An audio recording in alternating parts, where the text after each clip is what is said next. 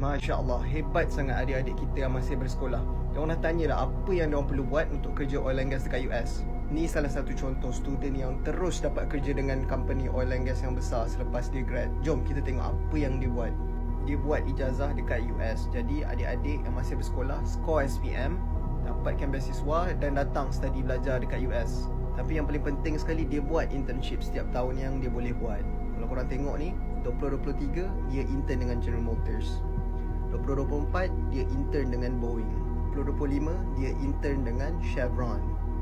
Lepas habis intern dengan Chevron, dia juga bekerja sebagai research assistant dekat universiti dia.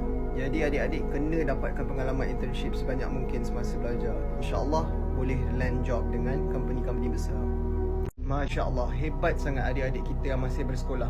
Diorang dah tanya lah apa yang diorang perlu buat untuk kerja oil and gas dekat US. Ni salah satu contoh student yang terus dapat kerja dengan company oil and gas yang besar selepas dia grad. Jom kita tengok apa yang dia buat. Dia buat ijazah dekat US. Jadi adik-adik yang masih bersekolah, score SPM, dapatkan beasiswa dan datang study belajar dekat US. Tapi yang paling penting sekali, dia buat internship setiap tahun yang dia boleh buat. Kalau korang tengok ni, 2023 dia intern dengan General Motors, 2024 dia intern dengan Boeing, 2025 dia intern dengan Chevron. Lepas habis intern dengan Chevron, dia juga bekerja sebagai research assistant dekat universiti dia.